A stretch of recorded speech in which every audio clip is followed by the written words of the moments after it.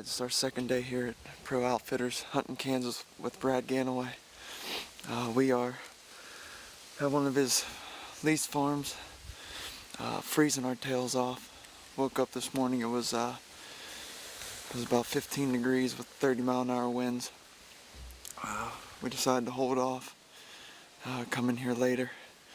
We got in here about 1:30, 2 o'clock, slipped in here. Sat down, wasn't really seeing much, couple does, one young buck, and just hanging out and hoping for some late movement. And we look up here at the top of the cornfield, and I told Locke, I said there's a little 4-point, and looking again and saw that 4-point looking towards the alfalfa, and here comes another deer, which I didn't know it was a shooter at the time.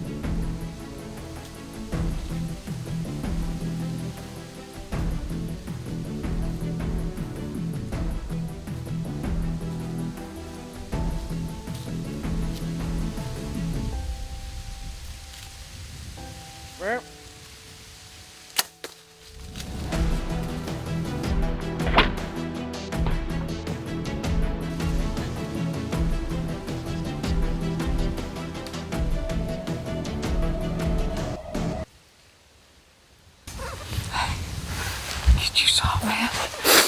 Thanks, buddy. Oh my God. He's down.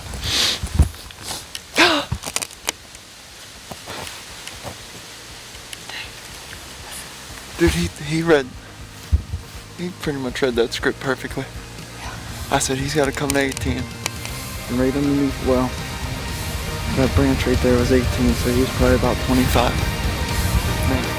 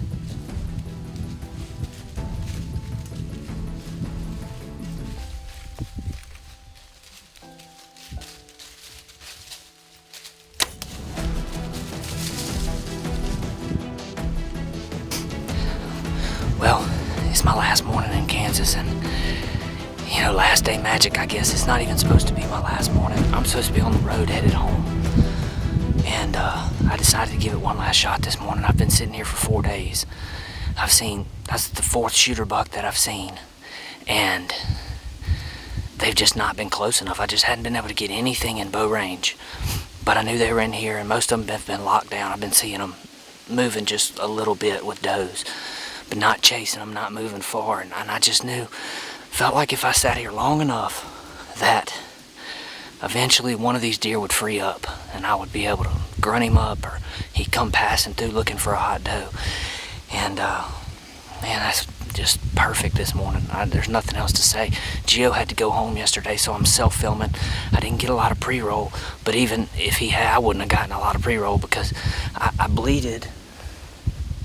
I doe bleated and I grunted, and had actually turned the camera around to face me because I was gonna talk to the camera for a minute, and just kind of set the stage for this morning's hunt. And I just happened to look over my left shoulder, and he was 30 yards in the edge of this cornfield walking straight to me. And I mean, he was on a dead run. He was coming to that grunt and that calling. And gave me a 15-yard shot right there. And the air didn't pass through, but it sounded like it buried in there really good. And I'm not gonna be in a rush. I'm gonna pack my stuff up and get out of here and come back in a couple hours and give him plenty of time to go bed up somewhere and expire. I don't want to push him. So it's been a great hunt. Geo killed a deer out of the same spot on Monday, and you know, you just got to put in the time up here.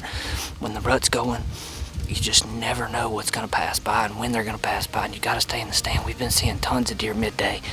It's been really cold temperatures, and that makes for a long sit, but you know, 4 days now.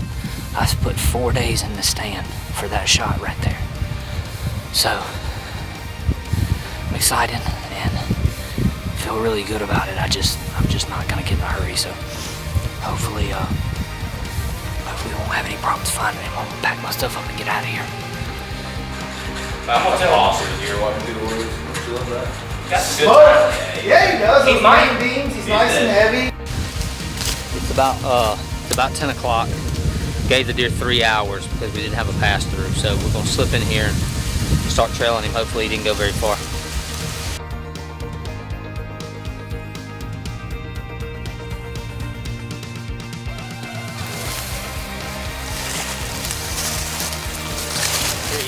There he is, right there.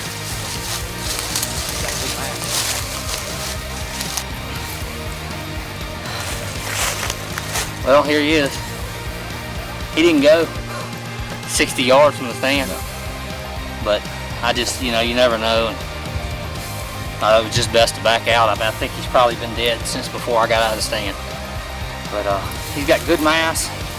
He's a solid 140-10. Good old mature buck, so. That's awesome, man. 4 years here at Pro Outfitters, and I've killed a deer in Missouri, Nebraska, and now Kansas. 3 of the 4 years. So, another good solid buck. Now we gotta get him out of here, Conrad.